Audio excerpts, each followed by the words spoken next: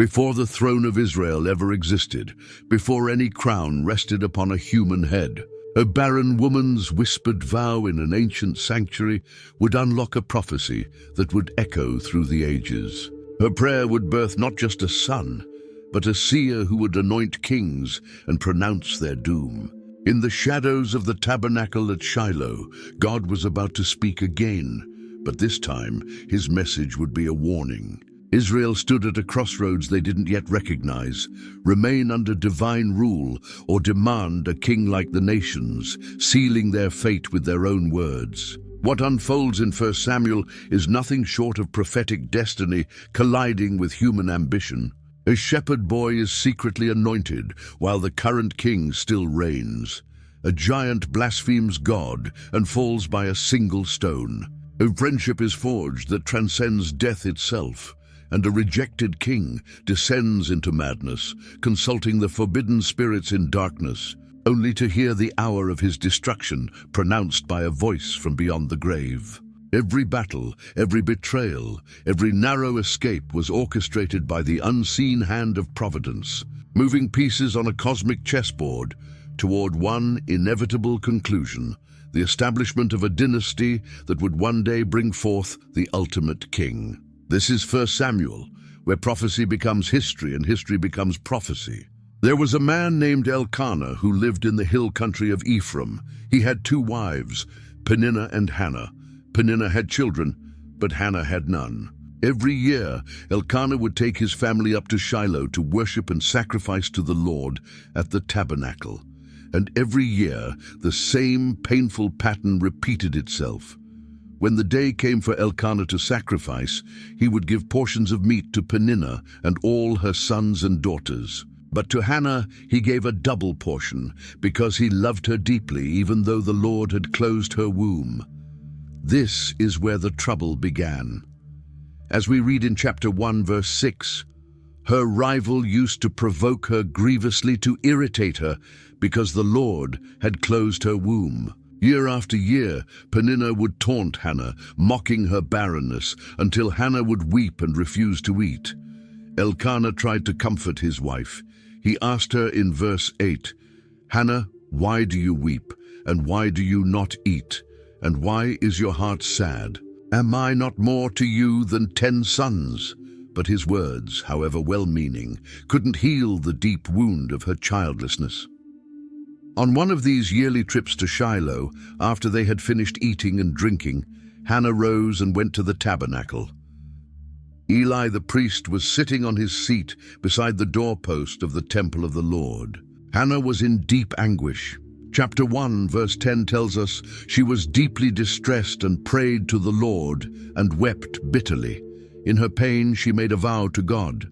Verse 11 records her words, "O Lord of hosts, if you will indeed look on the affliction of your servant and remember me, and not forget your servant, but will give to your servant a son, then I will give him to the Lord all the days of his life, and no razor shall touch his head." She prayed silently, pouring out her heart before God. Her lips moved, but no sound came out. Eli watched her and jumped to the wrong conclusion. He thought she was drunk. In verse 14, he confronted her. "How long will you go on being drunk? Put your wine away from you." Hannah responded with dignity and honesty. Verse 15 records her answer, "No, my lord, I am a woman troubled in spirit. I have drunk neither wine nor strong drink, but I have been pouring out my soul before the Lord." She continued in verse 16, "Do not regard your servant as a worthless woman, for all along I have been speaking out of my great anxiety and vexation." When Eli understood, his tone changed completely. He blessed her in verse 17, saying, "Go in peace, and the God of Israel grant your petition that you have made to him." Hannah believed this word. She responded in verse 18, "Let your servant find favor in your eyes." Then she went her way and ate, and her face was no longer sad. Early the next morning, the family rose and worshipped before the Lord, then returned home to Ramah. Chapter 1, verse 19 tells us what happened next. Elkanah knew Hannah his wife, and the Lord remembered her. The timing is important. God heard Hannah's prayer and answered it. In due time, Hannah conceived and bore a son. Verse 20 explains, "And in due time Hannah conceived and bore a son, and she called his name Samuel, for she said, I have asked for him from the Lord." The name Samuel means heard by God, a constant reminder of how this child came to be. The next year, when Elkanah went up to Shiloh for the yearly sacrifice, Hannah stayed home. She told her husband in verse 22, "As soon as the child is weaned, I will bring him, so that he may appear in the presence of the Lord and dwell there forever." Elkanah agreed with her decision, saying in verse 23, "Do what seems best to you. Wait until you have weaned him. Only may the Lord establish his word." So Hannah stayed home and nursed her son until he was weaned. In those days, children were typically nursed for 2 or 3 years. Every day with Samuel was precious to her, knowing that she would soon fulfill her vow to God. When the time came, Hannah prepared for the journey to Shiloh. Verse 24 describes what she brought. "And when she had weaned him, she took him up with her, along with a 3-year-old bull, an ephah of flour, and a skin of wine. And she brought him to the house of the Lord at Shiloh, and the child was young." They slaughtered the bull and brought the child to Eli. Hannah stood before the priest, who had once thought she was drunk. She said to him in verse 26, "O my Lord, as you live, my Lord, I am the woman who was standing here in your presence, praying to the Lord. For this child I prayed, and the Lord has granted me my petition that I made to him. Therefore I have lent him to the Lord. As long as he lives, he is lent to the Lord." Right there, Hannah worshipped the Lord. She gave back to God the very gift he had given her. This wasn't a cold transaction. This was a mother fulfilling a sacred promise, trusting that God would care for her son better than she ever could. Hannah's heart overflowed with worship. What came out of her mouth next wasn't just a thank you prayer. It was a prophetic song that revealed deep truths about God's character and his plans for the future. Chapter 2 begins with these words in verse 1. "My heart exults in the Lord. My horn is exalted in the Lord. My mouth derides my enemies, because I rejoice in your salvation." She continued in verse 2, "There is none holy like the Lord. There is none besides you. There is no rock like our God." Hannah had learned through her suffering that God alone deserves worship. No other God could do what the Lord had done for her. Then her song took a turn. She began to describe how God operates in the world. Verse 3 warns, "Talk no more so very proudly, let not arrogance come from your mouth, for the Lord is a God of knowledge, and by him actions are weighed." This was perhaps directed at Peninnah, who had mocked her for so long. Hannah sang about God's power to reverse fortunes.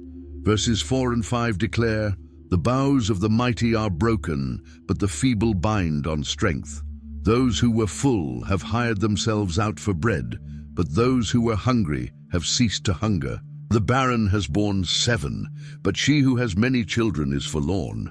She was speaking from experience. The barren woman was herself, now rejoicing in her son. The song continued with profound theology. Verse 6 states, "The Lord kills and brings to life. He brings down to Sheol and raises up." Verse 7 adds, "The Lord makes poor and makes rich. He brings low and he exalts." These weren't just poetic phrases. They were truths Hannah had witnessed in her own life. She sang in verse 8, "He raises up the poor from the dust. He lifts the needy from the ash heap to make them sit with princes and inherit a seat of honor. For the pillars of the earth are the Lord's, and on them he has set the world." God had lifted Hannah from her low position and given her honor. The song grew more intense. Verse 9 promises, "He will guard the feet of his faithful ones, but the wicked shall be cut off in darkness, for not by might shall a man prevail." Then verse 10 declares, "The adversaries of the Lord shall be broken to pieces. Against them he will thunder in heaven. The Lord will judge the ends of the earth. He will give strength to his king and exalt the horn of his anointed." This last verse is remarkable. Hannah spoke of a king and an anointed one, a Messiah, even though Israel didn't have a king yet. She was prophesying about things she couldn't fully understand, speaking of David and ultimately of Christ himself. Her personal story of redemption pointed to God's larger plan of redemption for the world.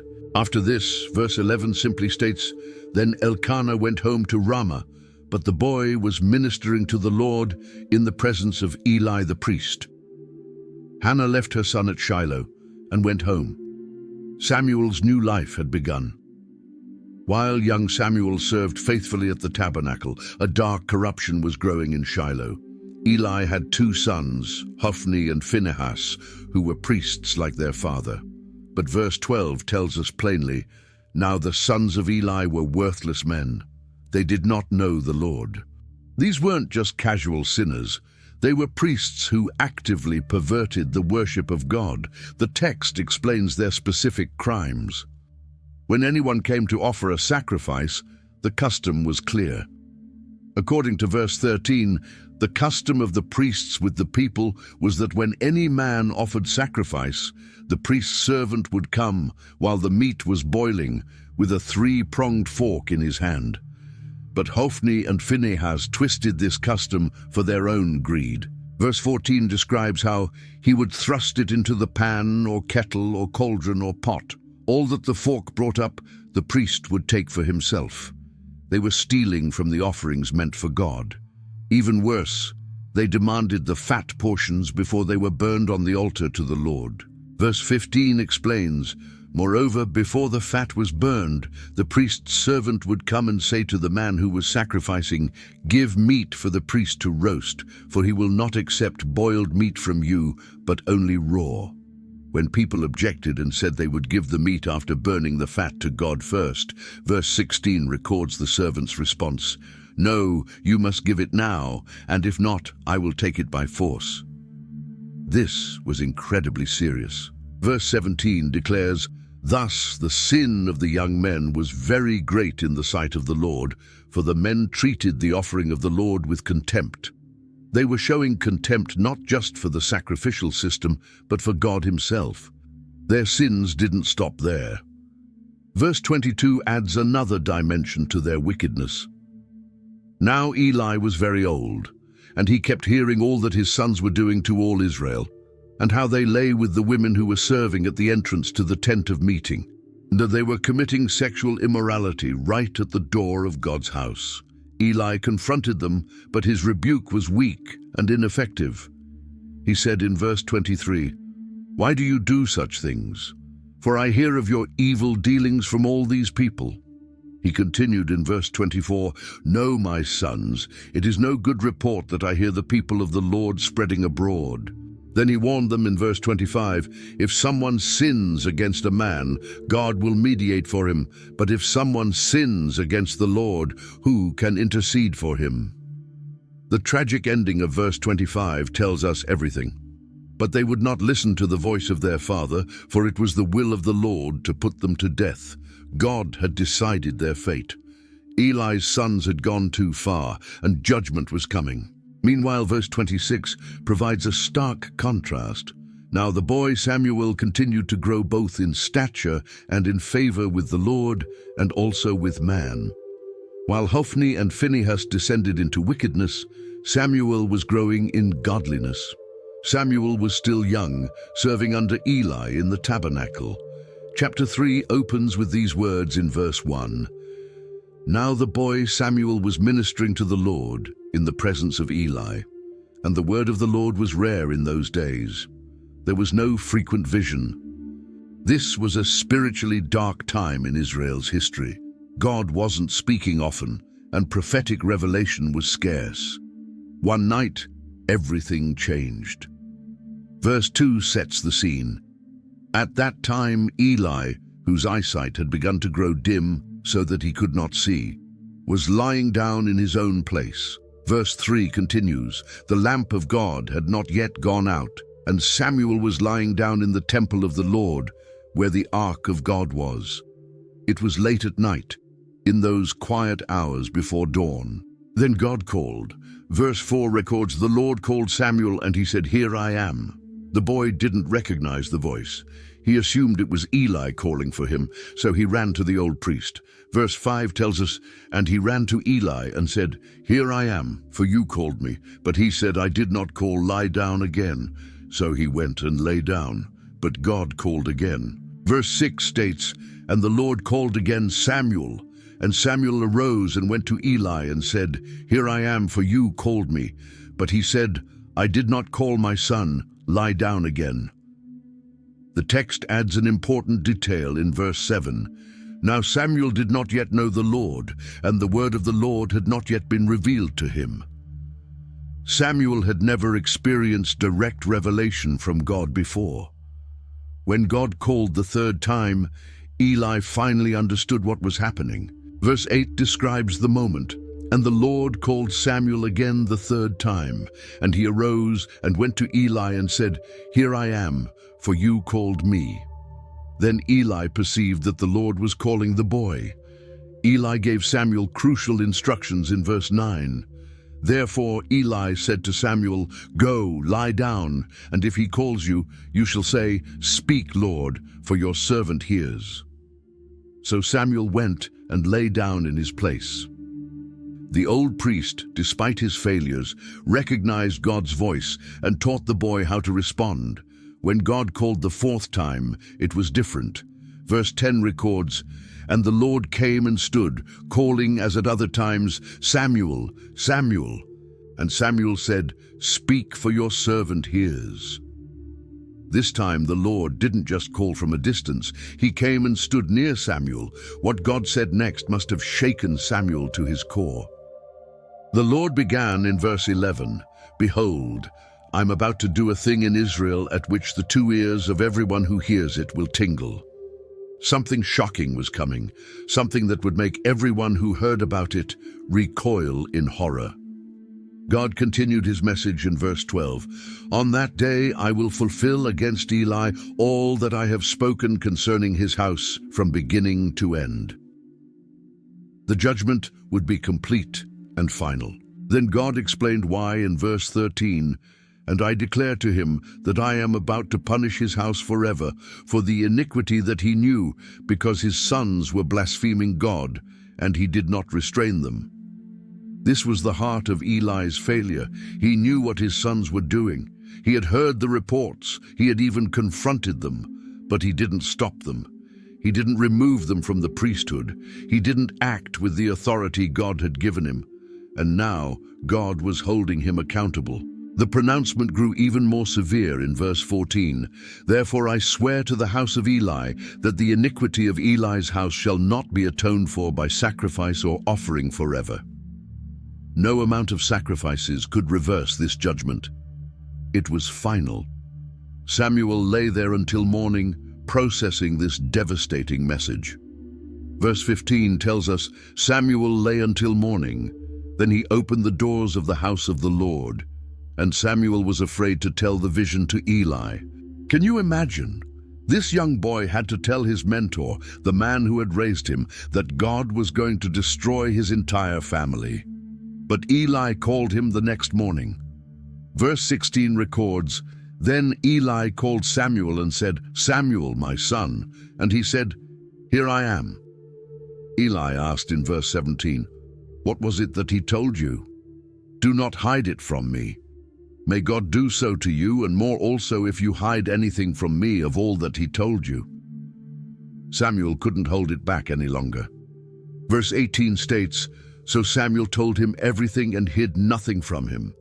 When he finished, Eli's response was one of humble acceptance. "It is the Lord. Let him do what seems good to him." From that day forward, Samuel's role changed. Verse 19 declares, "And Samuel grew, and the Lord was with him, and let none of his words fall to the ground."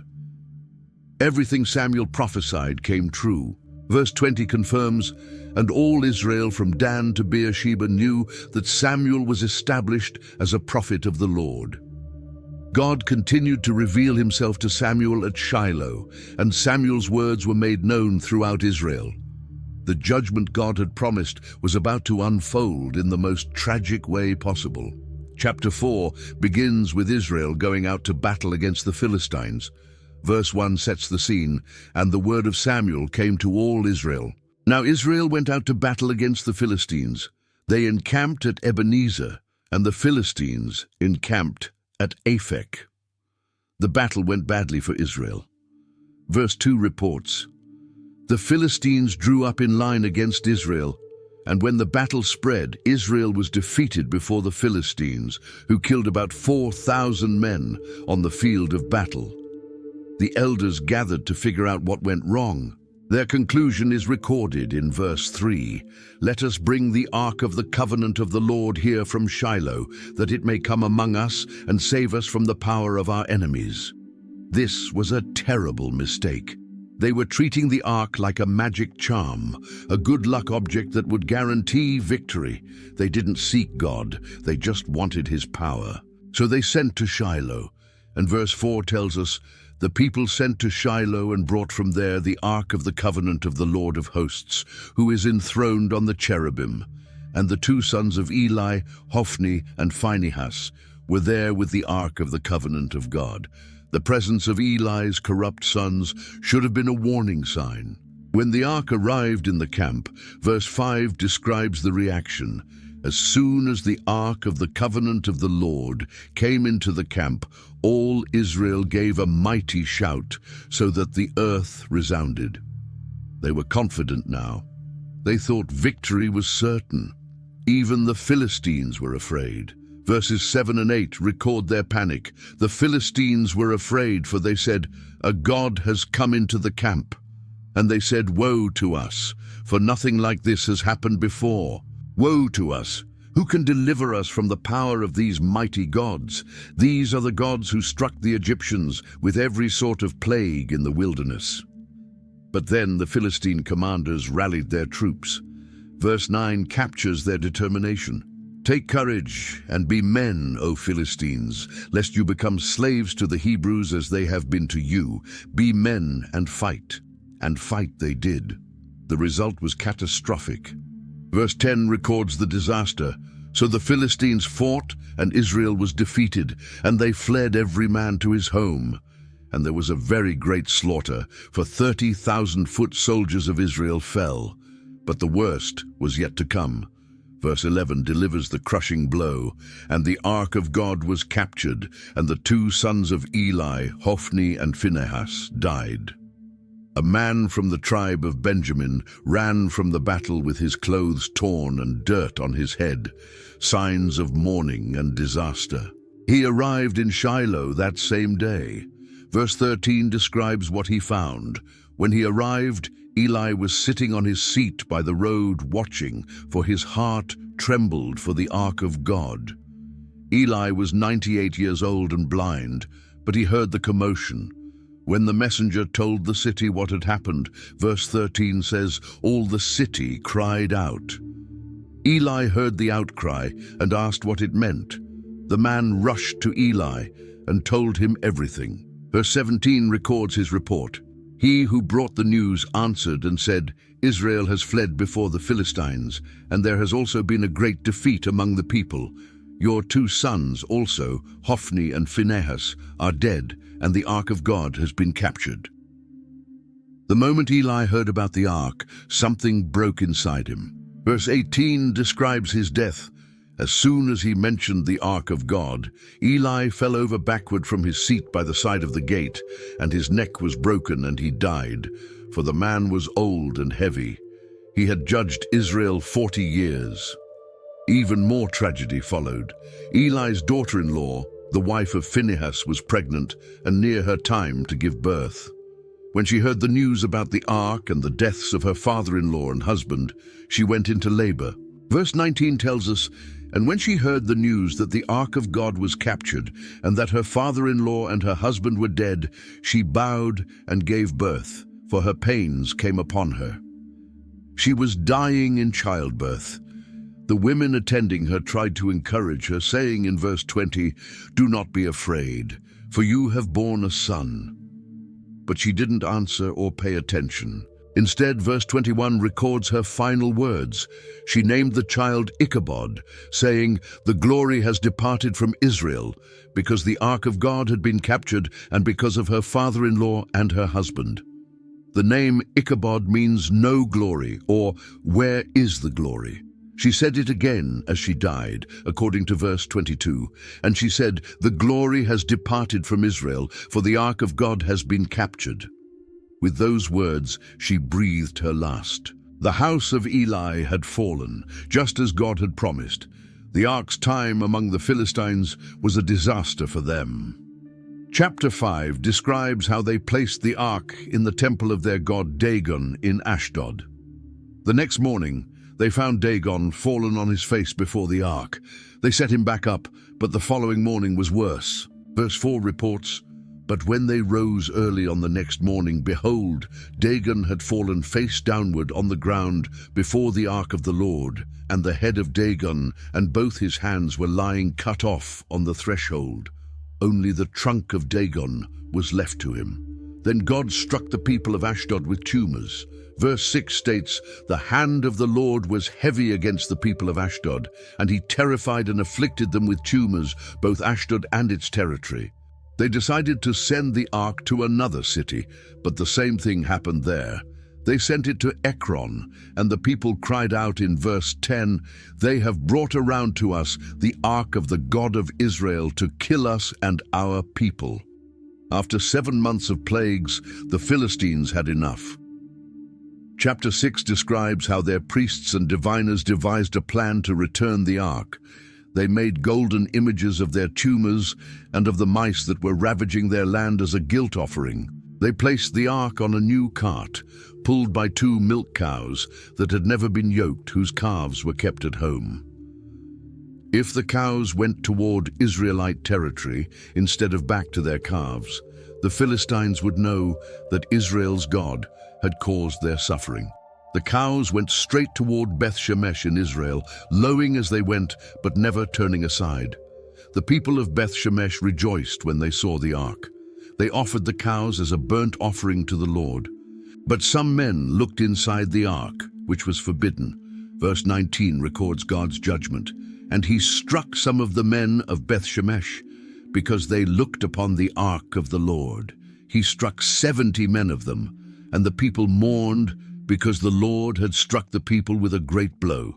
The ark was eventually brought to Kiriath Jearim, where it remained for 20 years. Chapter 7, verse 2 tells us, "From the day that the ark was lodged at Kiriath Jearim, a long time passed, some 20 years, and all the house of Israel lamented after the Lord. During this time, Samuel called the people to repentance." Verse 3 records his message, "If you are returning to the Lord with all your heart, then put away the foreign gods and the Ashtaroth from among you, and direct your heart to the Lord, and serve him only, and he will deliver you out of the hand of the Philistines." And the people responded. Verse 4 states, "So the people of Israel put away the Baals and the Ashtaroth, and they served the Lord only." Samuel gathered all Israel to Mizpah for a time of confession and fasting. Verse 6 describes what happened. "So they gathered at Mizpah and drew water and poured it out before the Lord, and fasted on that day and said there, 'We have sinned against the Lord.' And Samuel judged the people of Israel at Mizpah. When the Philistines heard that Israel had gathered at Mizpah, they saw it as an opportunity to attack. The Israelites were afraid and begged Samuel in verse 8, "Do not cease to cry out to the Lord our God for us, that he may save us from the hand of the Philistines." Samuel took a nursing lamb and offered it as a whole burnt offering to the Lord, crying out for Israel. God answered. Verse 10 describes the miracle. As Samuel was offering up the burnt offering, the Philistines drew near to attack Israel. But the Lord thundered with a mighty sound that day against the Philistines and threw them into confusion, and they were defeated before Israel. The men of Israel pursued the Philistines and struck them down. To commemorate this victory, Samuel set up a stone between Mizpah and Shen. Verse 12 tells us, Then Samuel took a stone and set it up between Mizpah and Shen and called its name Ebenezer, for he said, "Till now the Lord has helped us." The name Ebenezer means stone of help. The Philistines were subdued and didn't invade Israel again during Samuel's lifetime. The cities they had taken were restored to Israel, and Samuel established his leadership. Verse 15 confirms, Samuel judged Israel all the days of his life. He would travel on a circuit to Bethel, Gilgal, and Mizpah, judging Israel in all those places, but he always returned to his home in Ramah, where he built an altar to the Lord. The age of Samuel had begun. The last judge of Israel was now firmly in place, leading God's people back to faithfulness. When Samuel grew old, he made his sons judges over Israel. Chapter 8, verse 1 introduces them. When Samuel became old, he made his sons judges over Israel. His firstborn was Joel, and his second son was Abijah. They served as judges in Beersheba. But Samuel's sons didn't follow their father's example. Verse 3 reveals their character. Yet his sons did not walk in his ways, but turned aside after gain. They took bribes and perverted justice. The very thing Samuel had avoided, his sons embraced. They were corrupt, using their positions for personal profit and twisting justice for money. The elders of Israel saw this and decided they'd had enough. They gathered together and came to Samuel at Ramah. Verse 4 describes the meeting. Then all the elders of Israel gathered together and came to Samuel at Ramah. What they said next would change everything. Verse 5 records their demand. And they said to him, "Behold, you are old, and your sons do not walk in your ways. Now appoint for us a king to judge us like all the nations." They wanted a monarchy. They wanted to be like everyone else around them. They were tired of the system of judges. This request deeply troubled Samuel.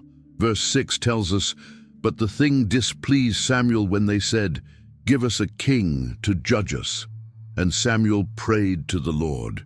He took his pain and confusion directly to God. God's response must have been both comforting and painful for Samuel. The Lord said in verse 7, "Obey the voice of the people in all that they say to you, for they have not rejected you, but they have rejected me from being king over them." This wasn't personal against Samuel. It was rebellion against God himself. God continued in verse 8, "According to all the deeds that they have done, from the day I brought them up out of Egypt even to this day, forsaking me and serving other gods, so they are also doing to you." The people had a pattern of rejection. They had always wanted something other than God, but God told Samuel to do something important before giving them what they wanted. Verse 9 instructs, "Now then, obey their voice. Only you shall solemnly warn them and show them the ways of the king who shall reign over them." Samuel was to paint a clear picture of what kingship would cost them. Samuel delivered God's warning to the people. He began in verse 11, "These will be the ways of the king who will reign over you. He will take your sons and appoint them to his chariots and to be his horsemen and to run before his chariots. Their boys would become the king's soldiers and servants." The warning continued in verse 12, "And he will appoint for himself commanders of thousands and commanders of 50s, and some to plow his ground and to reap his harvest, and to make his implements of war and the equipment of his chariots." The king would use their sons for his own purposes, whether farming his land or building weapons. Verse 13 added another layer. "He will take your daughters to be perfumers and cooks and bakers." Their daughters wouldn't be exempt from royal service either. The economic costs would be severe. Verse 14 warned, "He will take the best of your fields and vineyards and olive orchards and give them to his servants." The king would confiscate their best land and redistribute it to his favorites. Verse 15 continued, "He will take the 10th of your grain and of your vineyards and give it to his officers and to his servants."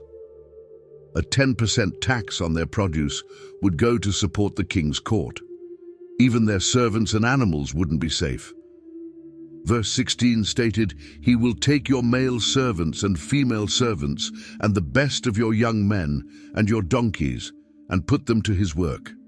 Everything they owned could be drafted into royal service. Verse 17 summarized the burden. He will take the 10th of your flocks, and you shall be his slaves.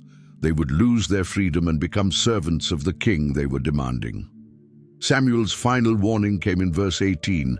And in that day you will cry out because of your king, whom you have chosen for yourselves, but the Lord will not answer you in that day. When they suffered under the king's oppression, God wouldn't rescue them. They would have to live with their choice. But the people refused to listen.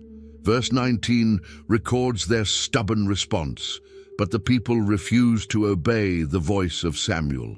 And they said, "No, but there shall be a king over us."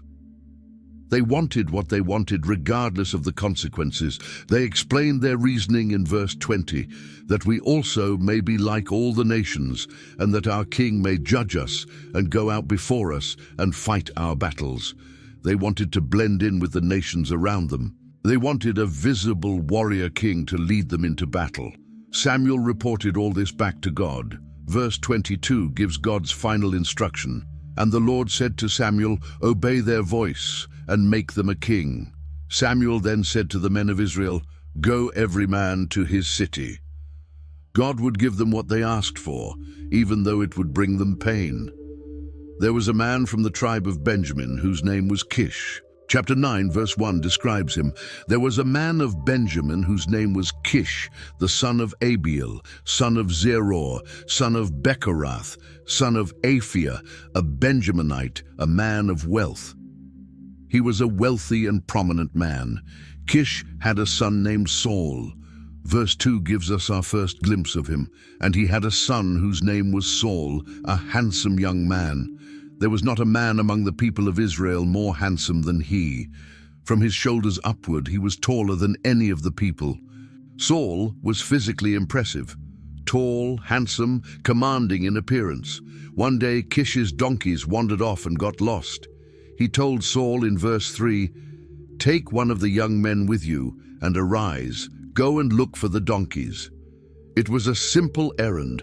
Find the missing animals and bring them home. Saul and his servants searched through the hill country of Ephraim, through the land of Shalishah, through the land of Shalim, and through the land of Benjamin, but they couldn't find the donkeys anywhere. After days of searching, they reached the land of Zuph. Saul said to his servant in verse 5, "Come, let us go back, lest my father cease to care about the donkeys and become anxious about us."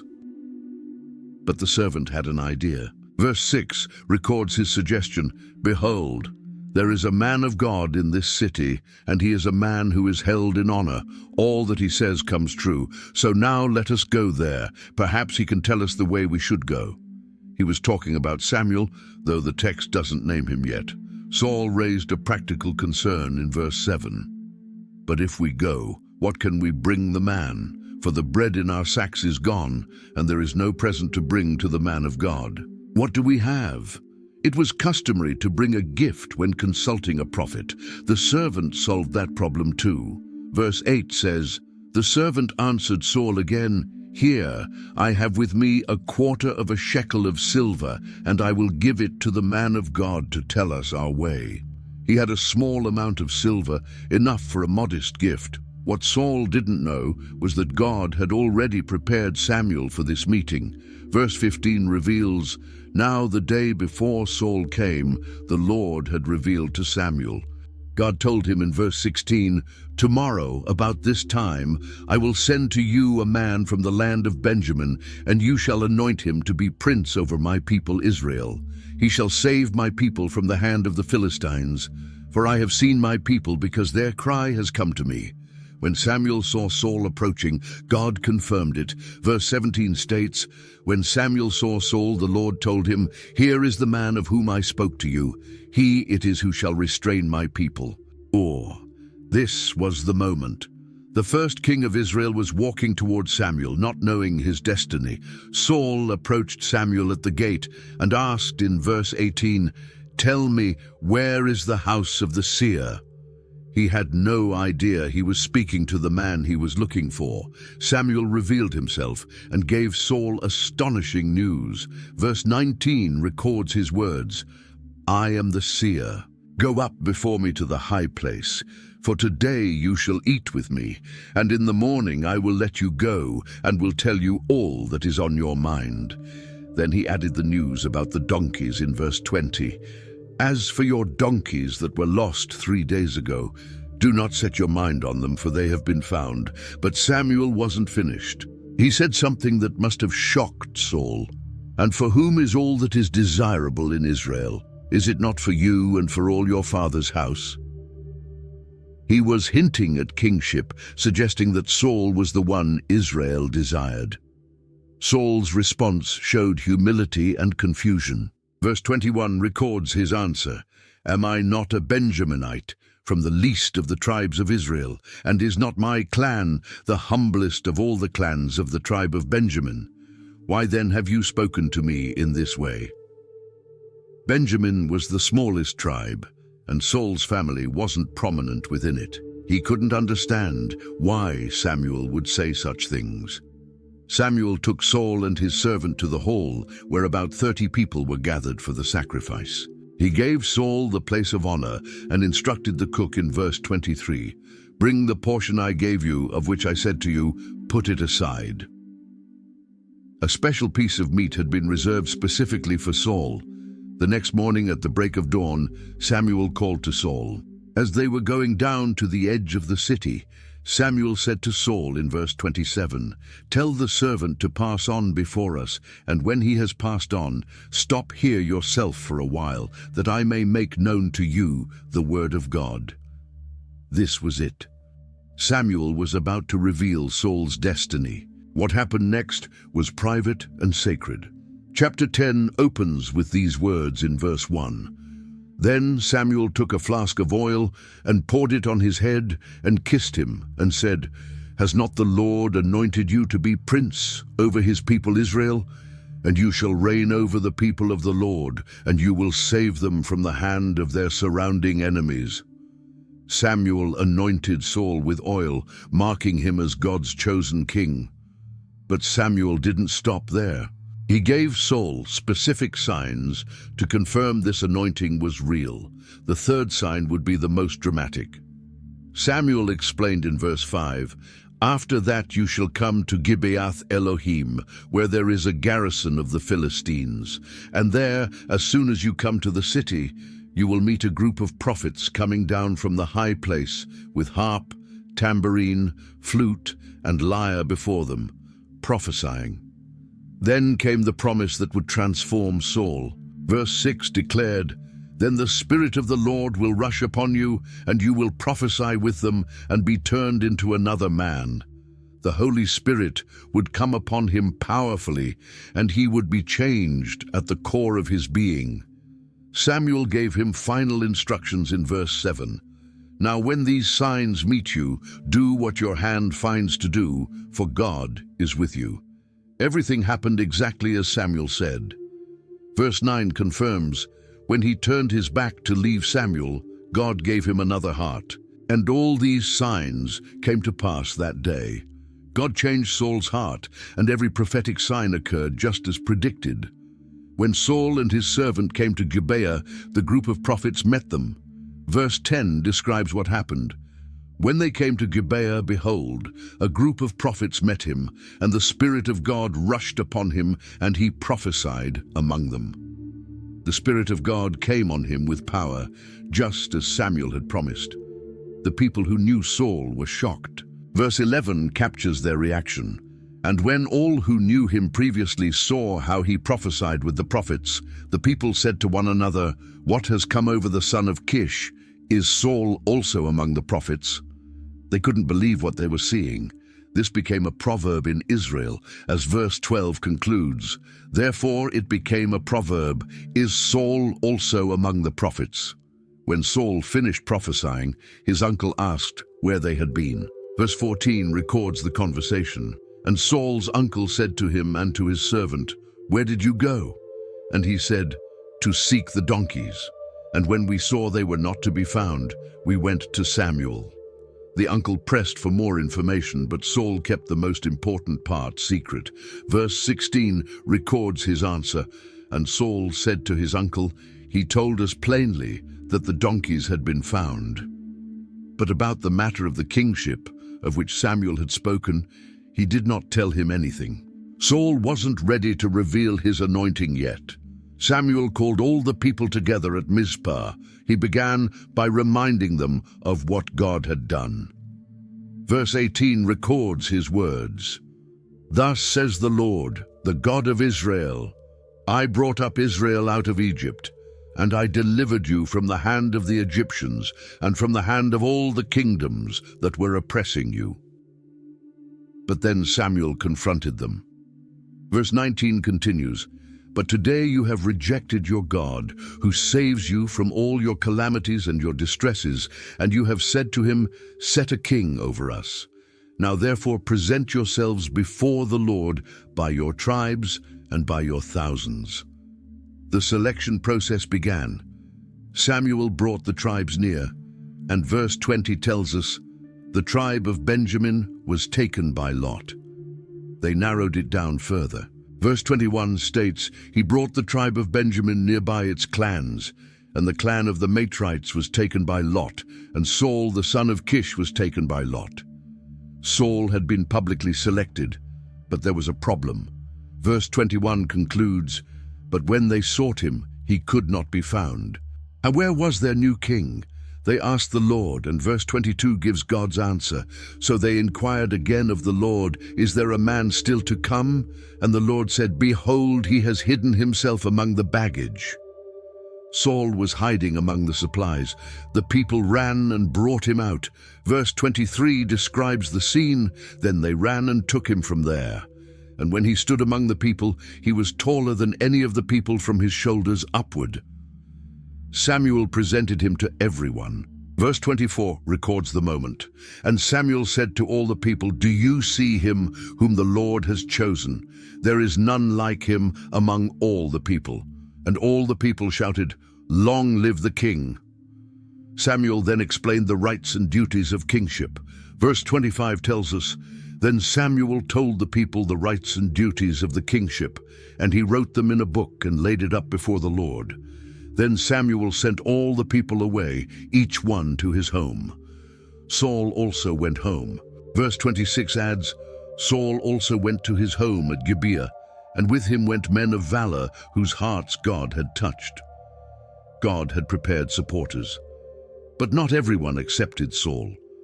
Verse 27 reveals, But some worthless fellows said, How can this man save us? And they despised him and brought him no present, but he held his peace. Saul wisely chose not to respond.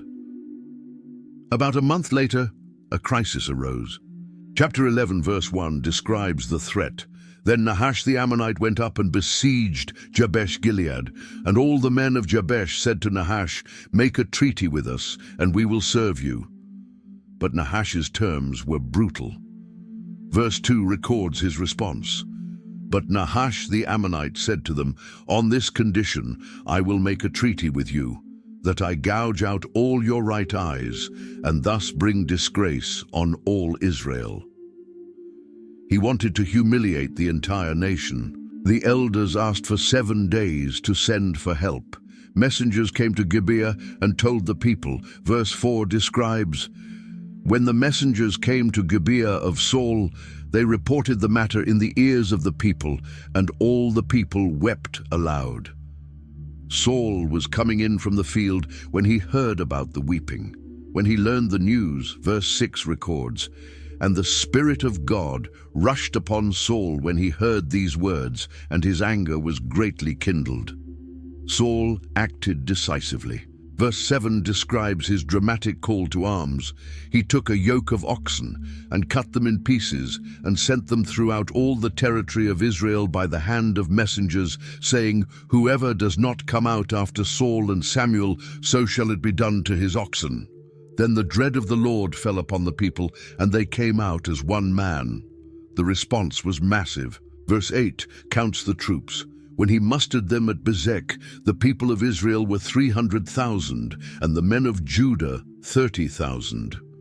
Saul divided his forces and planned a dawn attack. Verse 11 describes the battle. And the next day Saul put the people in 3 companies, and they came into the midst of the camp in the morning watch, and struck down the Ammonites until the heat of the day. And those who survived were scattered, so that no 2 of them were left together. It was complete victory. After this triumph, people wanted to execute those who had opposed Saul, but Saul showed mercy. Verse 13 gives his response. But Saul said, "Not a man shall be put to death this day, for today the Lord has worked salvation in Israel." Samuel proposed renewing the kingdom. Verse 15 describes what happened. So all the people went to Gilgal, and there they made Saul king before the Lord in Gilgal. There they sacrificed peace offerings before the Lord, and there Saul and all the men of Israel rejoiced greatly. At Gilgal, Samuel addressed the nation. Chapter 12, verse 1 begins, "And Samuel said to all Israel, Behold, I have obeyed your voice in all that you have said to me, and have made a king over you." Samuel contrasted his leadership with what would come. Verse 2 states, "And now, behold, the king walks before you, and I am old and gray. And behold, my sons are with you. I have walked before you from my youth until this day." Then Samuel challenged them. Verse 3 records, "Here I am. Testify against me before the Lord and before his anointed. Whose ox have I taken, or whose donkey have I taken, or whom have I defrauded? Whom have I oppressed? Or from whose hand have I taken a bribe to blind my eyes with it? Testify against me, and I will restore it to you." The people answered immediately. Verse 4 states, "They said, You have not defrauded us or oppressed us or taken anything from any man's hand." Samuel then reviewed their history and brought it to the present. Verse 12 states, "And when you saw that Nahash, the king of the Ammonites, came against you, you said to me, No, but a king shall reign over us, when the Lord your God was your king." He presented their new reality in verse 13, "And now behold the king whom you have chosen, for whom you have asked. Behold, the Lord has set a king over you." Then came the conditions. Verse 14 laid them out. "If you will fear the Lord and serve him and obey his voice and not rebel against the commandment of the Lord, and if both you and the king who reigns over you will follow the Lord your God, it will be well."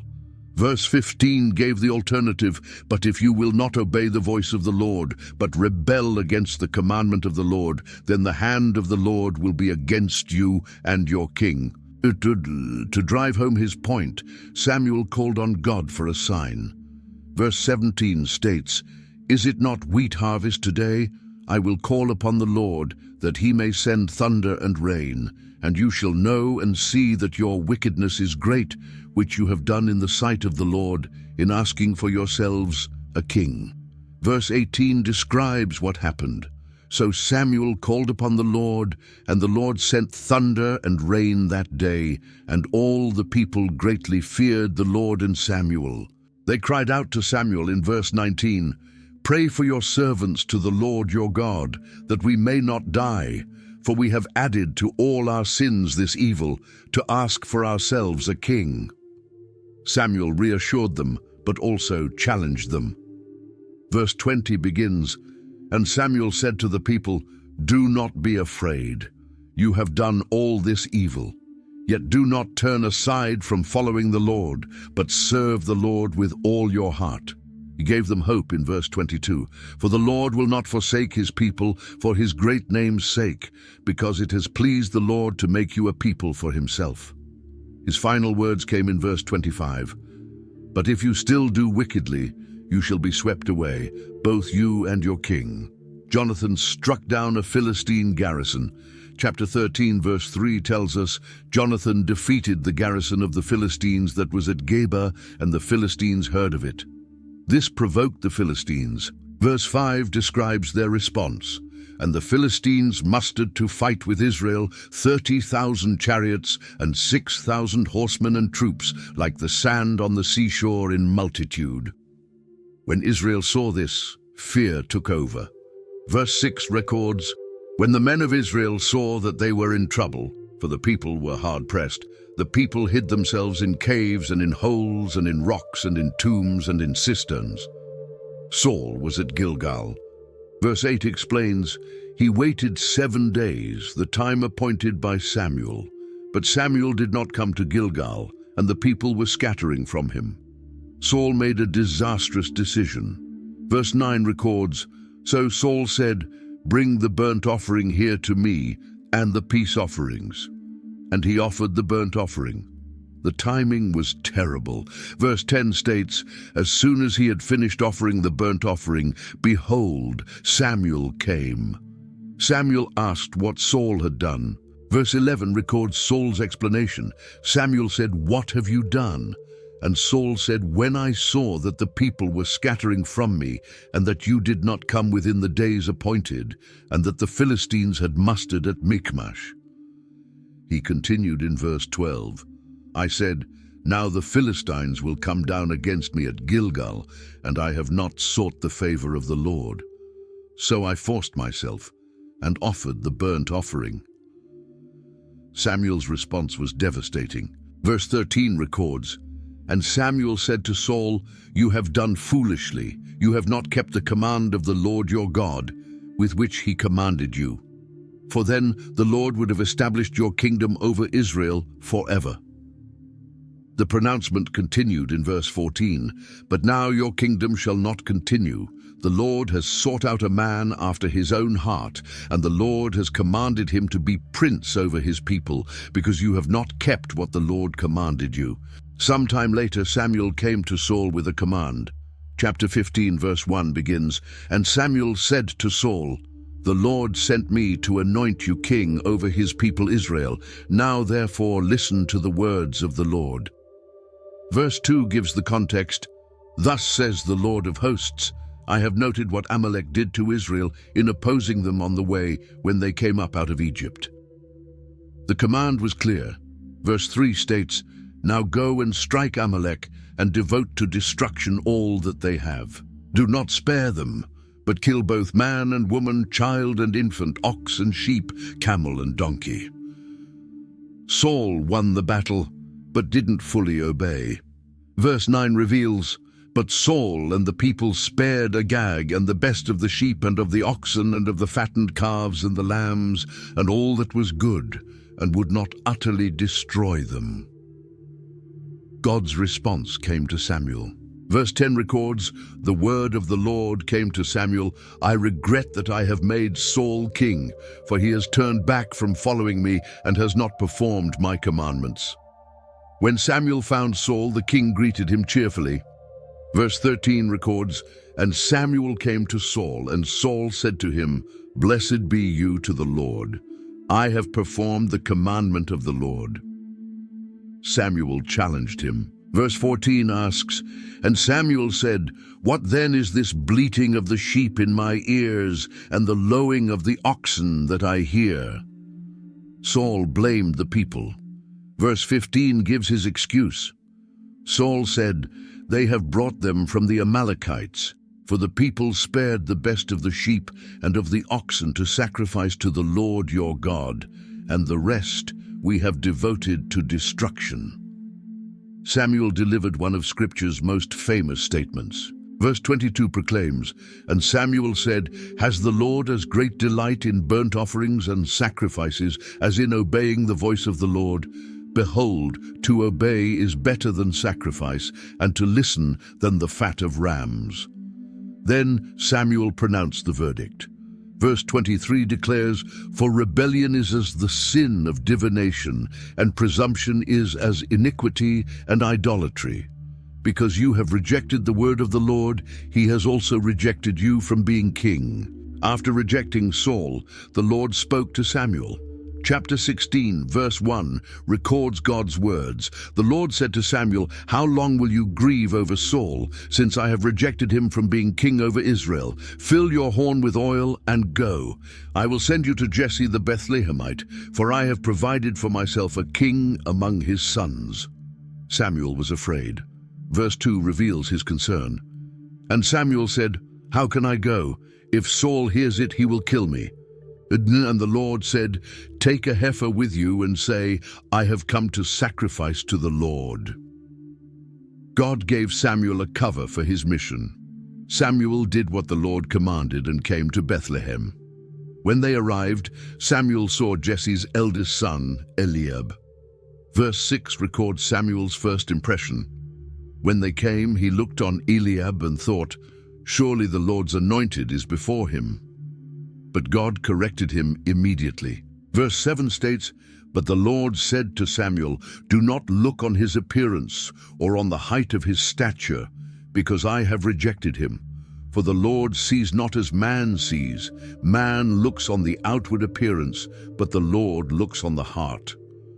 Jesse presented 7 sons, but God chose none of them. Verse 10 summarizes, "And Jesse made 7 of his sons pass before Samuel. And Samuel said to Jesse, The Lord has not chosen these." Samuel asked Jesse in verse 11, "Are all your young men here?" Jesse replied, "There remains yet the youngest, but behold, he is keeping the sheep." Samuel insisted they send for him. Verse 12 describes David's arrival. "And he sent and brought him in.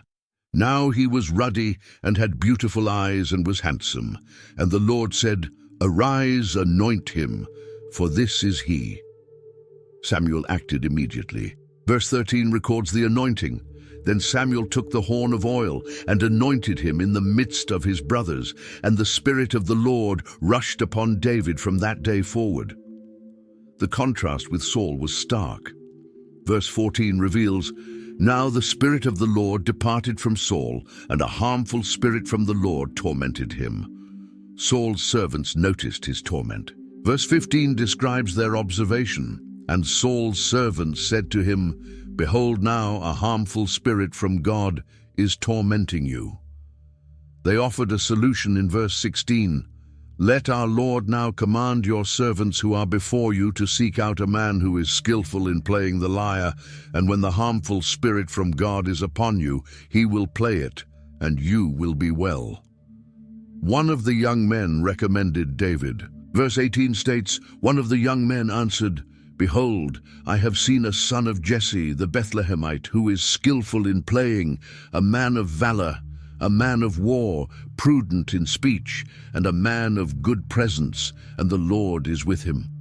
Saul sent for David. Verse 19 states, "Therefore Saul sent messengers to Jesse and said, Send me David your son, who is with the sheep." David arrived and entered Saul's service. Verse 21 tells us, "And David came to Saul and entered his service. And Saul loved him greatly, and he became his armor-bearer." The music worked as planned. Verse 23 describes, "And whenever the harmful spirit from God was upon Saul, David took the lyre and played it with his hand. So Saul was refreshed and was well, and the harmful spirit departed from him."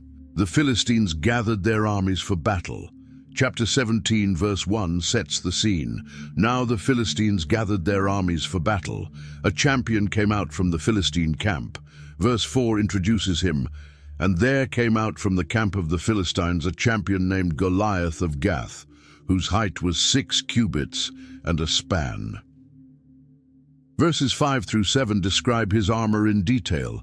Goliath was covered in bronze armor weighing about 125 pounds, and his spearhead alone weighed 15 pounds. Goliath issued his challenge.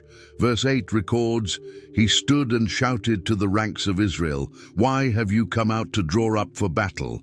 Am I not a Philistine, and are you not servants of Saul? Choose a man for yourselves, and let him come down to me." This went on for 40 days. Meanwhile, Jesse sent David to the battle camp with supplies for his brothers. Verse 17 records the instructions. "And Jesse said to David his son, Take for your brothers an ephah of this parched grain, and these 10 loaves, and carry them quickly to the camp to your brothers." David arrived just as Goliath came out to taunt Israel.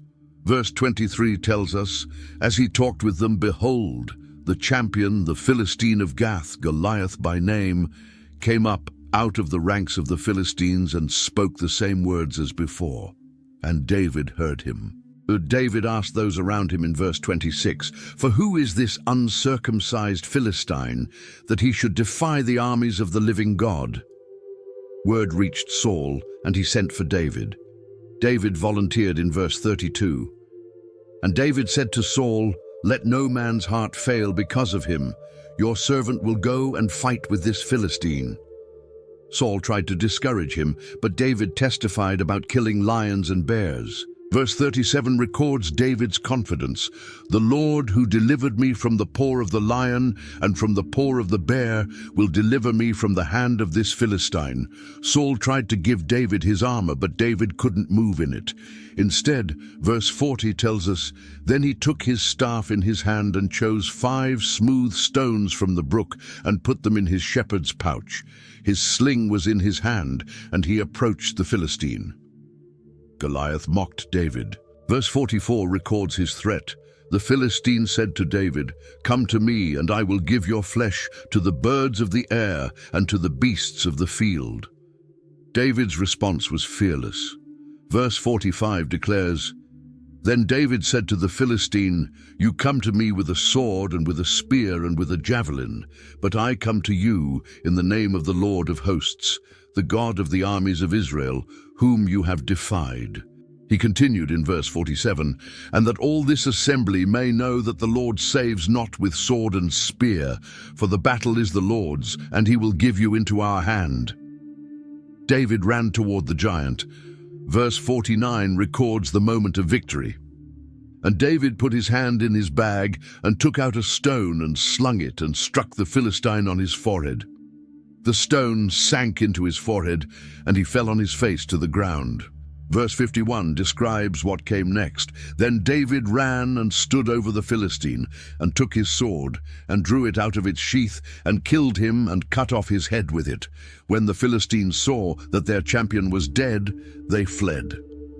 After David finished speaking with Saul, something remarkable happened. Chapter 18 verse 1 records, "As soon as he had finished speaking to Saul, the soul of Jonathan was knit to the soul of David, and Jonathan loved him as his own soul." Jonathan made a covenant with David. Verse 3 tells us, "Then Jonathan made a covenant with David, because he loved him as his own soul." Verse 4 describes what Jonathan did. "And Jonathan stripped himself of the robe that was on him and gave it to David, and his armor, and even his sword, and his bow, and his belt." David succeeded in everything. Verse 5 records, "And David went out and was successful wherever Saul sent him, so that Saul set him over the men of war." But then something changed everything. As they returned from battle, verse 7 records the women's song. "And the women sang to one another as they made merry, 'Saul has struck down his thousands, and David his 10,000s. Saul's reaction was immediate. Verse 8 describes his anger, "And Saul was very angry, and this saying displeased him. He said, 'They have ascribed to David 10,000s, and to me they have ascribed thousands, and what more can he have but the kingdom?'" From that moment, verse 9 reveals, "And Saul eyed David from that day on." The next day, an evil spirit came upon Saul while David played music. Verse 11 records, "And Saul hurled the spear, for he thought, 'I will pin David to the wall.' But David evaded him twice. Saul became afraid of David." Verse 12 explains why. Saul was afraid of David because the Lord was with him, but had departed from Saul. David continued to succeed. Verse 14 declares, "And David had success in all his undertakings, for the Lord was with him. But the people loved David."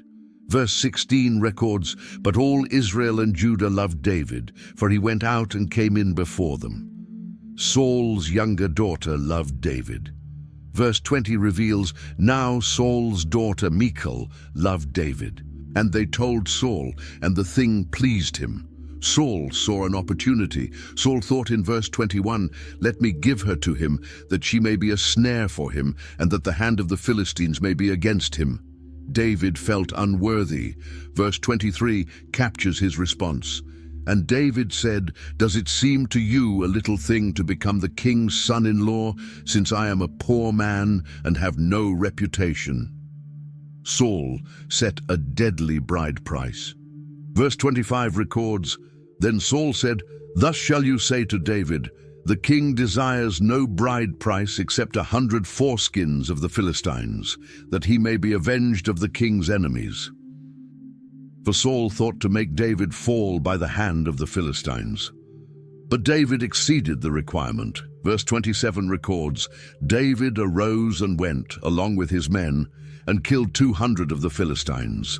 And David brought their foreskins, which were given in full number to the king, that he might become the king's son-in-law.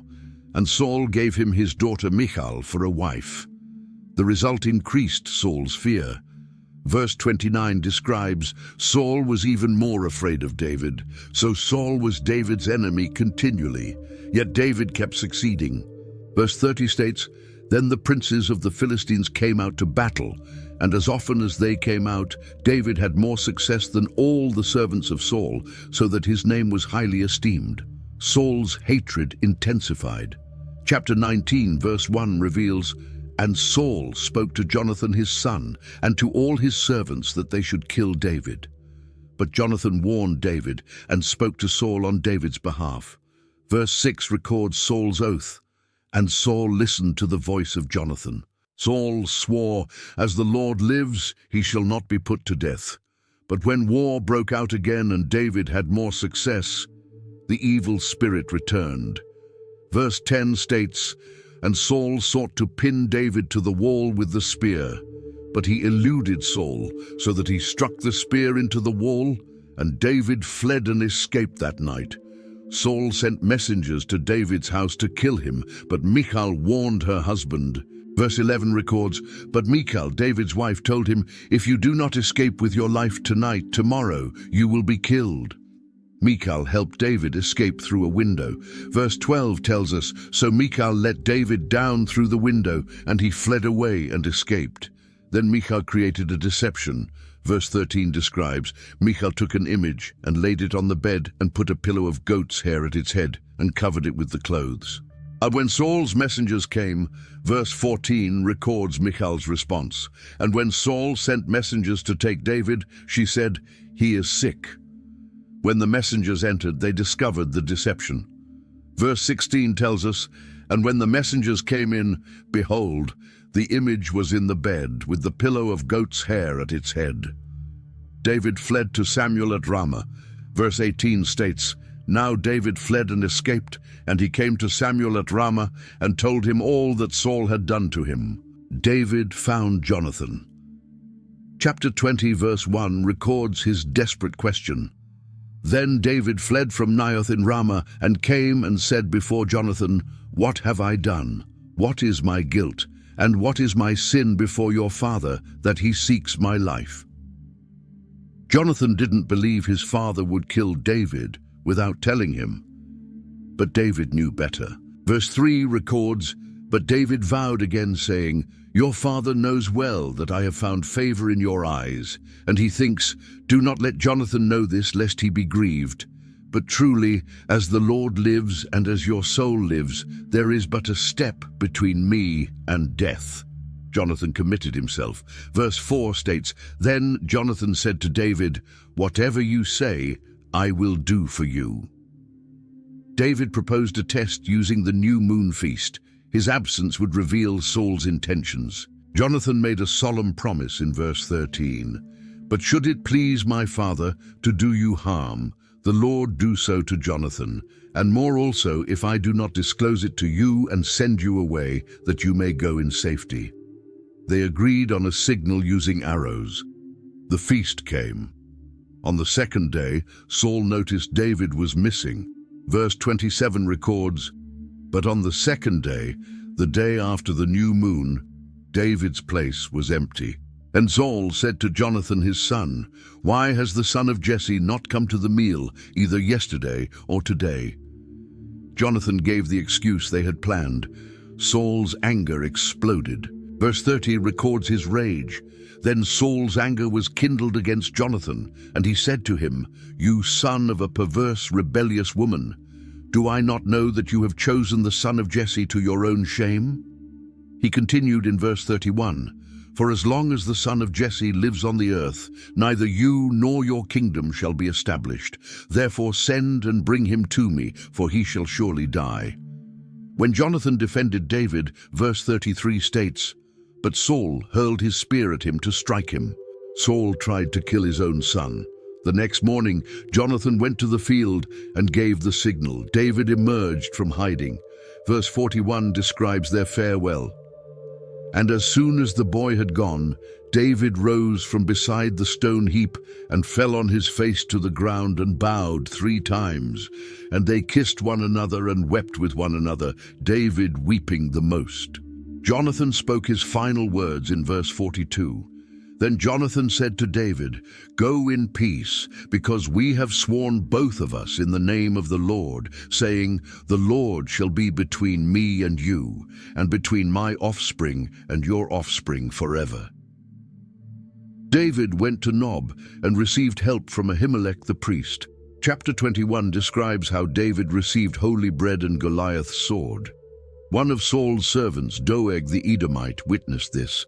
David fled to Achish, king of Gath, but the servants recognized him. Verse 11 records, "And the servants of Achish said to him, 'Is not this David the king of the land? Did they not sing to one another of him in dances? Saul has struck down his thousands, and David his 10,000s. David was terrified and pretended to be insane. Verse 13 describes, "So he changed his behavior before them and pretended to be insane in their hands and made marks on the doors of the gate and let his spittle run down his beard." Oh, David escaped to the cave of Adullam. Chapter 22, verse 1 tells us, "David departed from there and escaped to the cave of Adullam. And when his brothers and all his father's house heard it, they went down there to him." Others joined David too. Verse 2 describes, "And everyone who was in distress, and everyone who was in debt, and everyone who was bitter in soul, gathered to him. And he became commander over them. And there were with him about 400 men. Meanwhile, Doeg reported to Saul about Ahimelech helping David. Saul summoned the priests and accused them of conspiracy. Verse 16 pronounces judgment. And the king said, "You shall surely die, Ahimelech, you and all your father's house." Saul's guards refused to kill the priests, so Saul turned to Doeg. Verse 18 records the massacre. Then the king said to Doeg, "You turn and strike the priests." And Doeg the Edomite turned and struck down the priests, and he killed on that day 85 persons who wore the linen ephod. One priest escaped. Verse 20 tells us, "But one of the sons of Ahimelech, the son of Ahitub, named Abiathar, escaped and fled after David. David accepted responsibility." Verse 22 records, "And David said to Abiathar, 'I knew on that day when Doeg the Edomite was there that he would surely tell Saul, I have occasioned the death of all the persons of your father's house.'" David promised protection. Verse 23 concludes, "Stay with me, do not be afraid, for he who seeks my life seeks your life. With me you shall be in safekeeping." Saul took 3,000 chosen men to search for David. Chapter 24, verse 2 tells us, "Then Saul took 3,000 chosen men out of all Israel and went to seek David and his men in front of the wild goats' rocks." During the pursuit, Saul entered a cave to relieve himself. Verse 3 describes what happened, "And he came to the sheepfolds by the way, where there was a cave, and Saul went in to relieve himself." Now David and his men were sitting in the innermost parts of the cave. Saul walked right into David's hiding place. David's men saw this as divine opportunity. Verse 4 records, "And the men of David said to him, 'Here is the day of which the Lord said to you, Behold, I will give your enemy into your hand, and you shall do to him as it shall seem good to you.' Then David arose and stealthily cut off a corner of Saul's robe. Even this small act troubled David. Verse 5 reveals, "And afterward David's heart struck him, because he had cut off a corner of Saul's robe." David stopped his men from attacking. Verse 6 records, "So he said to his men, 'The Lord forbid that I should do this thing to my Lord, the Lord's anointed, to put out my hand against him, seeing he is the Lord's anointed.'" After Saul left, David came out and called after him. Verse 8 describes, "Afterward David also arose and went out of the cave and called after Saul, 'My lord the king.' And when Saul looked behind him, David bowed with his face to the earth and paid homage." David showed Saul the evidence. Verse 11 states, "See, my father, see the corner of your robe in my hand. For by the fact that I cut off the corner of your robe and did not kill you, you may know and see that there is no wrong or treason in my hands." Saul's response was emotional. Verse 16 records, "As soon as David had finished speaking these words to Saul, Saul said, 'Is this your voice, my son David?' And Saul lifted up his voice and wept." Saul acknowledged David's righteousness. Verse 17 continues, "He said to David, 'You are more righteous than I, for you have repaid me good, whereas I have repaid you evil.'" Saul revealed he knew the truth. Verse 20 states, "And now, behold, I know that you shall surely be king, and that the kingdom of Israel shall be established in your hand." Saul asked for mercy. Verse 21 records, "Swear to me therefore by the Lord that you will not cut off my offspring after me, and that you will not destroy my name out of my father's house." David swore the oath. Verse 22 tells us, "And David swore this to Saul. Then Saul went home, but David and his men went up to the stronghold." Chapter 25 opens with tragic news. Verse 1 announces, "Now Samuel died, and all Israel assembled and mourned for him, and they buried him in his house at Ramah. Then David rose and went down to the wilderness of Paran. In that region lived a wealthy man named Nabal." Verse 2 describes, "And there was a man in Maon whose business was in Carmel. The man was very rich. He had 3,000 sheep and 1,000 goats." Verse 3 gives more detail. "Now the name of the man was Nabal, and the name of his wife Abigail. The woman was discerning and beautiful, but the man was harsh and badly behaved." David sent messengers to Nabal during sheep shearing season. Verse 8 records David's request. "Therefore let my young men find favor in your eyes, for we come on a feast day. Please give whatever you have at hand to your servants and to your son David." But Nabal's answer was insulting. Verse 10 records, "And Nabal answered David's servants, 'Who is David? Who is the son of Jesse? There are many servants these days who are breaking away from their masters.'" David's reaction was fierce. Verse 13 states, "And David said to his men, 'Every man strap on his sword.' And every man of them strapped on his sword. David also strapped on his sword. And about 400 men went up after David. One of Nabal's servants warned Abigail. Verse 14 describes, "But one of the young men told Abigail, Nabal's wife, 'Behold, David sent messengers out of the wilderness to greet our master, and he railed at them.'" The servant emphasized their protection. Verse 16 states, "They were a wall to us both by night and by day, all the while we were with them keeping the sheep." He warned of danger. Verse 17 declares, "Now therefore know this, and consider what you should do.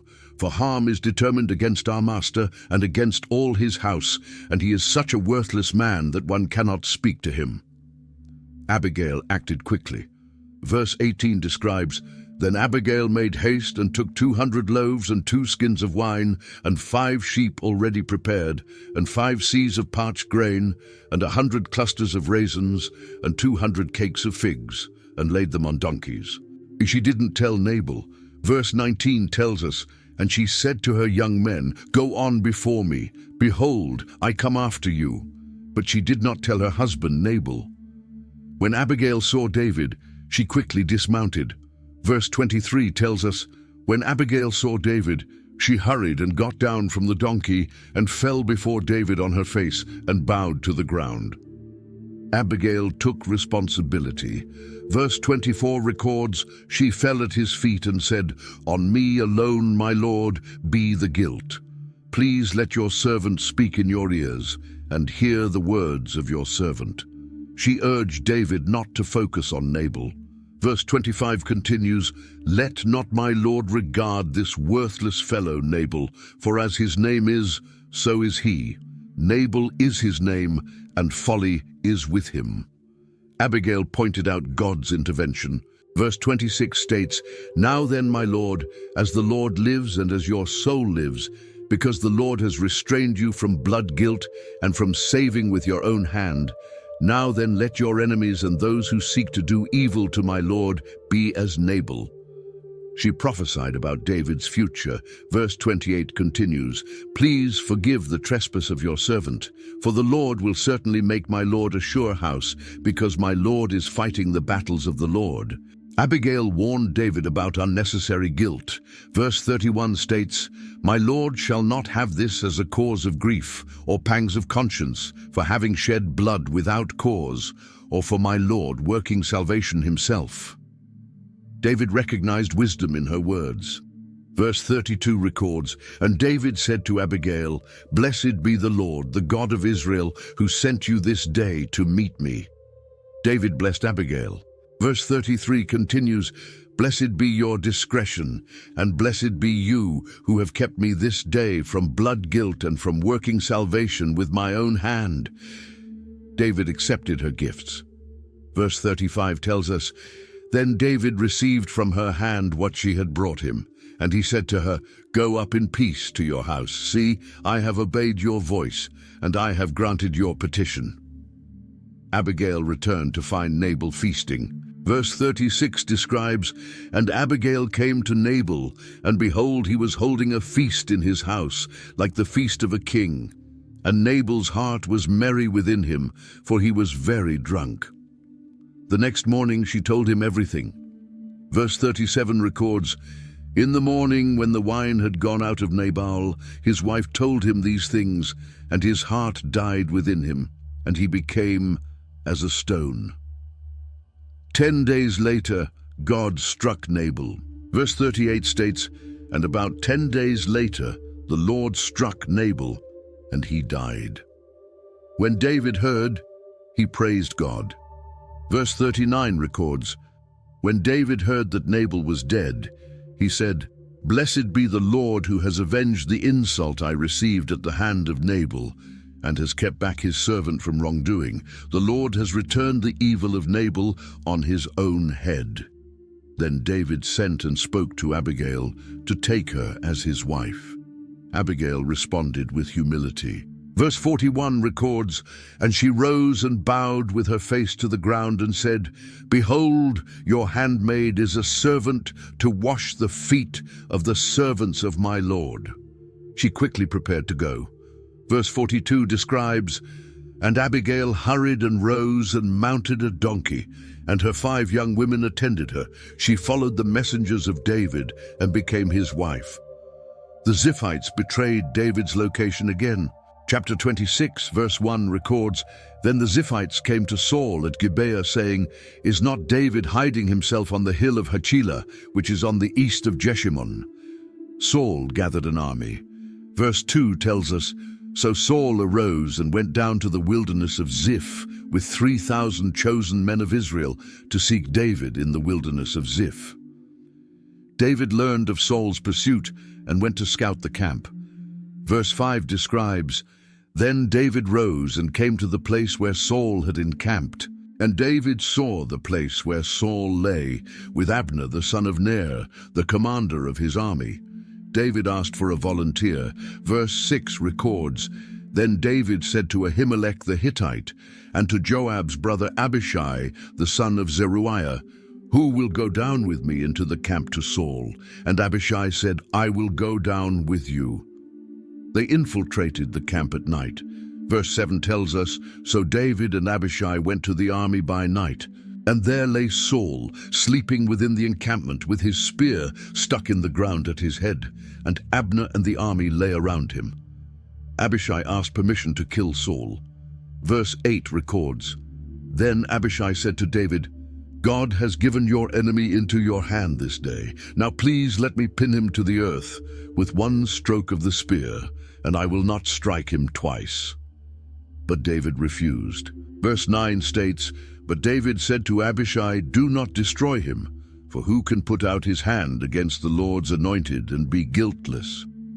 David explained God would deal with Saul. Verse 10 continues, "And David said, 'As the Lord lives, the Lord will strike him, or his day will come to die, or he will go down into battle and perish.' Instead, they took evidence. Verse 12 tells us, "So David took the spear and the jar of water from Saul's head, and they went away. No man saw it or knew it, nor did any awake, for they were all asleep, because a deep sleep from the Lord had fallen upon them." David called out from a distance. Verse 14 records, "And David called to the army and to Abner the son of Ner, saying, 'Will you not answer, Abner?' Then Abner answered, 'Who are you who calls to the king?' David rebuked Abner. Verse 15 states, "And David said to Abner, 'Are you not a man who is like you in Israel? Why then have you not kept watch over your lord the king? For one of the people came in to destroy the king your lord.'" David showed them what he had taken. Verse 16 continues, "This thing that you have done is not good. As the Lord lives, you deserve to die, because you have not kept watch over your lord, the Lord's anointed. And now see where the king's spear is, and the jar of water that was at his head." Saul recognized David's voice. Verse 17 records, "Saul recognized David's voice and said, 'Is this your voice, my son David?' And David said, 'It is my voice, my lord, O king.' David asked why Saul pursued him. Verse 18 states, "And he said, 'Why does my lord pursue after his servant? For what have I done? What evil is on my hands?' Saul admitted his wrong. Verse 21 records, "Then Saul said, 'I have sinned. Return, my son David, for I will no more do you harm, because my life was precious in your eyes this day. Behold, I have acted foolishly and have made a great mistake.'" David offered to return the spear. Verse 22 states, "And David answered and said, 'Here is the spear, O king. Let one of the young men come over and take it.'" David declared his innocence. Verse 23 continues, "The Lord rewards every man for his righteousness and his faithfulness. For the Lord gave you into my hand today, and I would not put out my hand against the Lord's anointed." Saul blessed David. Verse 25 concludes, "Then Saul said to David, 'Blessed be you, my son David. You will do many things and will succeed in them.'" So David went his way, and Saul returned to his place. David made a decision born of desperation. Chapter 27, verse 1 records his thinking. "Then David said in his heart, 'Now I shall perish one day by the hand of Saul. There is nothing better for me than that I should escape to the land of the Philistines. Then Saul will despair of seeking me any longer within the borders of Israel, and I shall escape out of his hand.'" David took his men to enemy territory. Verse 2 tells us, "So David arose and went over, he and the 600 men who were with him, to Achish, the son of Maoch, king of Gath. David and his men settled there with their families." Verse 3 states, "And David lived with Achish at Gath, he and his men, every man with his household, and David with his 2 wives, Ahinoam of Jezreel, and Abigail of Carmel, Nabal's widow." When Saul heard David had fled, verse 4 tells us, "And when it was told Saul that David had fled to Gath, he no longer sought him." Saul stopped pursuing David. David asked Achish for a place outside the city. Verse 5 records, "Then David said to Achish, 'If I have found favor in your eyes, let a place be given me in one of the country towns, that I may dwell there. For why should your servant dwell in the royal city with you?' Achish gave him Ziklag. Verse 6 states, "So that day Achish gave him Ziklag. Therefore Ziklag has belonged to the kings of Judah to this day." David lived in Philistine territory for over a year. Verse 7 tells us, "And the number of the days that David lived in the country of the Philistines was 1 year and 4 months. David raided Israel's traditional enemies." Verse 8 describes, Now David and his men went up and made raids against the Geshurites, the Girzites, and the Amalekites, for these were the inhabitants of the land from of old, as far as Shur, to the land of Egypt. David left no survivors to report the truth. Verse 9 states, "And David would strike the land, and would leave neither man nor woman alive, but would take away the sheep, the oxen, the donkeys, the camels, and the garments, and come back to Achish." When Achish asked where David had raided, verse 10 records, when Achish asked, "Where have you made a raid today?" David would say, "Against the Negeb of Judah," or "Against the Negeb of the Jerahmeelites," or "Against the Negeb of the Kenites." David lied about his targets. David left no witnesses.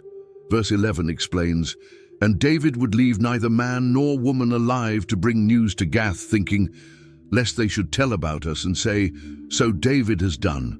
Such was his custom all the while he lived in the country of the Philistines." Achish trusted David completely.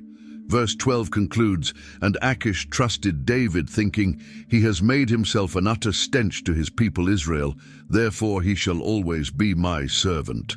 The Philistines gathered for war against Israel.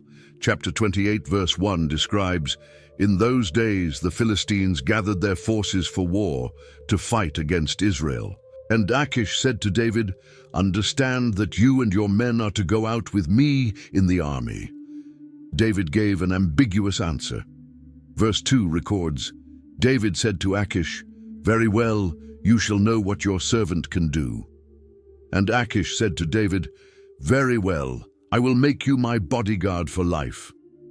The armies gathered for battle. Verse 4 tells us, "The Philistines assembled and came and encamped at Shunem, and Saul gathered all Israel, and they encamped at Gilboa."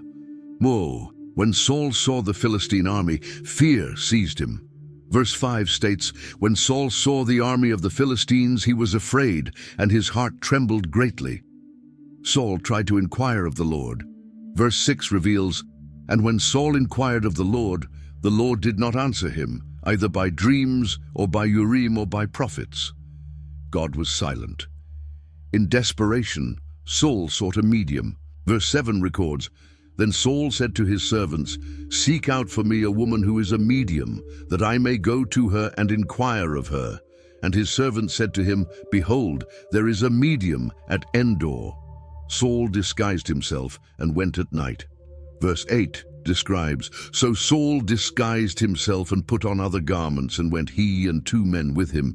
And they came to the woman by night. And he said, 'Divine for me by a spirit, and bring up for me whomever I shall name to you.' The woman was afraid." Verse 9 states, "The woman said to him, 'Surely you know what Saul has done, how he has cut off the mediums and the necromancers from the land. Why then are you laying a trap for my life to bring about my death?' Saul swore she would be safe. Verse 10 records, "But Saul swore to her by the Lord, 'As the Lord lives, no punishment shall come upon you for this thing.'" The woman asked whom to summon. Verse 11 tells us, "Then the woman said, 'Whom shall I bring up for you?' He said, 'Bring up Samuel for me.'" When the woman saw Samuel, she realized who Saul was.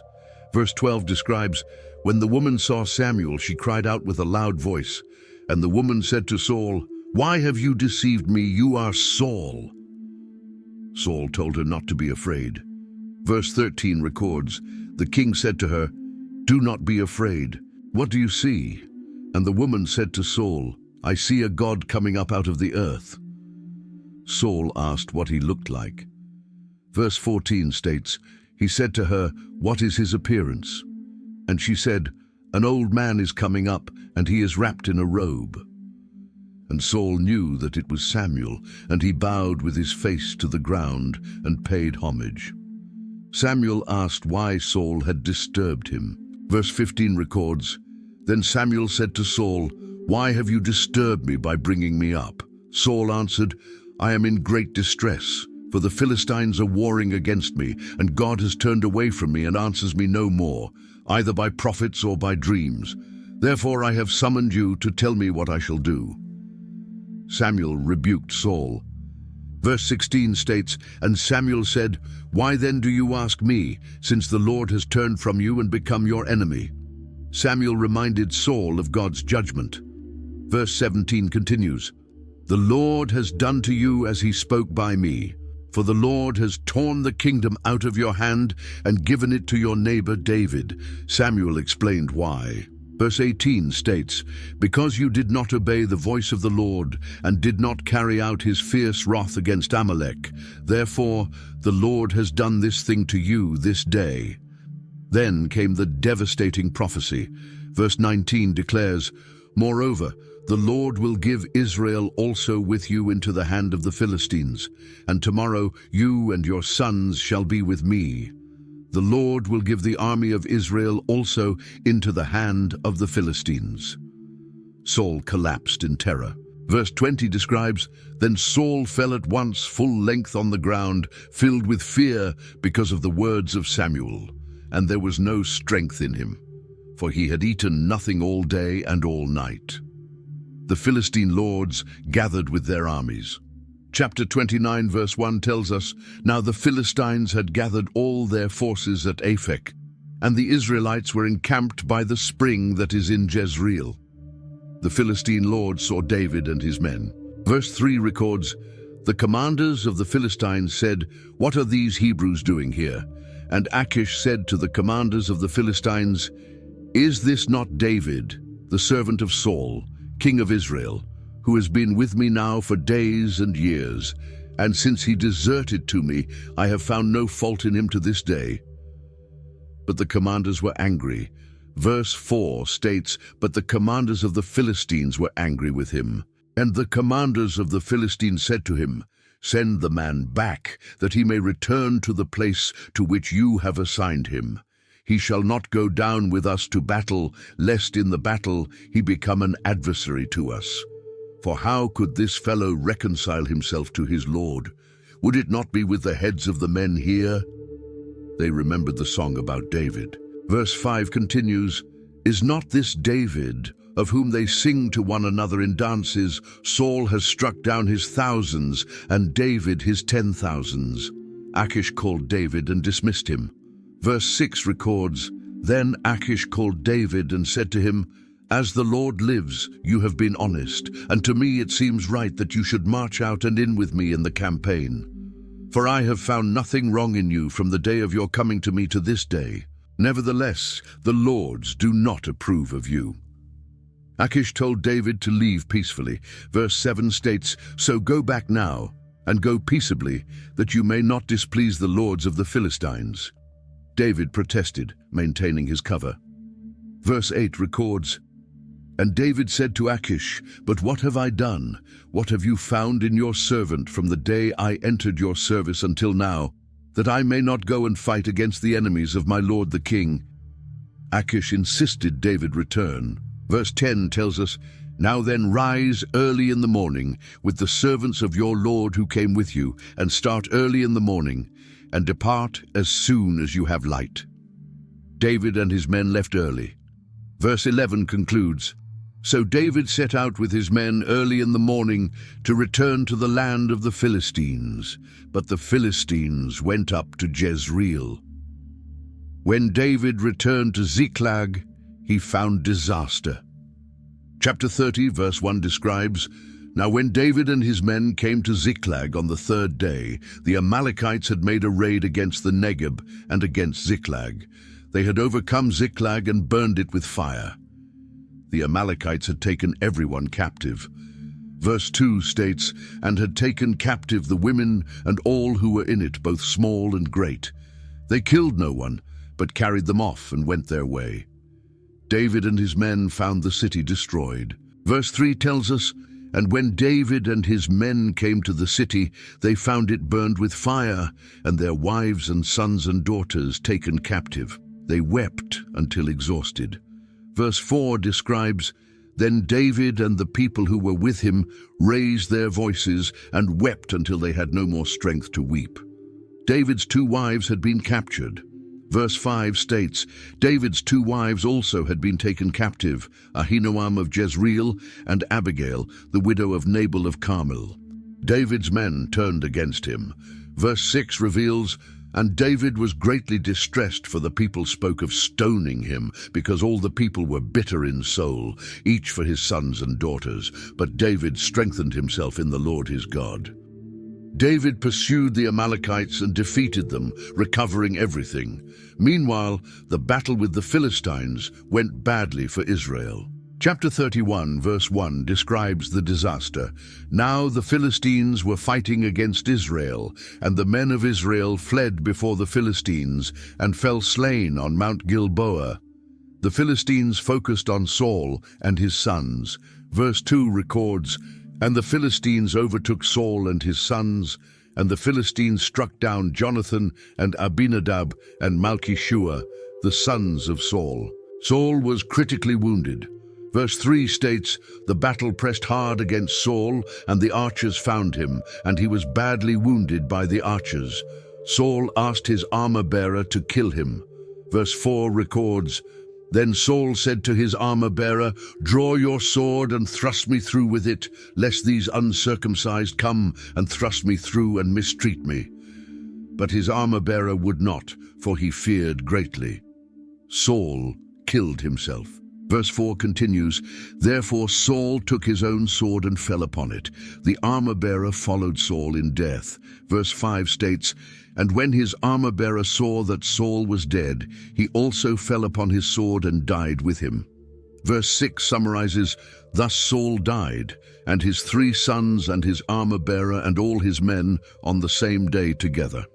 The Israelites abandoned their cities.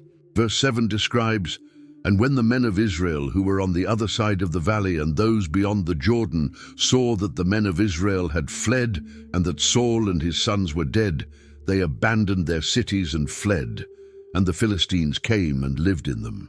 The next day, the Philistines found Saul's body." Verse 8 tells us, "The next day when the Philistines came to strip the slain, they found Saul and his 3 sons fallen on Mount Gilboa. They desecrated his body." Verse 9 records, "So they cut off his head and stripped off his armor and sent messengers throughout the land of the Philistines to carry the good news to the house of their idols and to the people. They displayed his armor and body." Verse 10 states, "They put his armor in the temple of Ashtaroth, and they fastened his body to the wall of Beth-shan." But the men of Jabesh Gilead remembered Saul's first victory. Verse 11 describes, "But when the inhabitants of Jabesh Gilead heard what the Philistines had done to Saul, they acted with courage and honor." Verse 12 records, "All the valiant men arose and went all night and took the body of Saul and the bodies of his sons from the wall of Beth-shan, and they came to Jabesh and burned them there. They buried the remains and mourned." Verse 13 concludes, "And they took their bones and buried them under the tamarisk tree in Jabesh and fasted 7 days." If this journey through 1 Samuel has impacted you, please subscribe to this channel so you won't miss our next biblical exploration. Share this video with someone who needs to hear these ancient truths that still speak today. And let us know in the comments which part of Samuel's story resonated most with you. The story continues in 2 Samuel, where David finally claims his throne. But that's a tale for another time. Until then, may you walk in faith, knowing that the same God who guided Samuel, confronted Saul, and protected David is still sovereign today.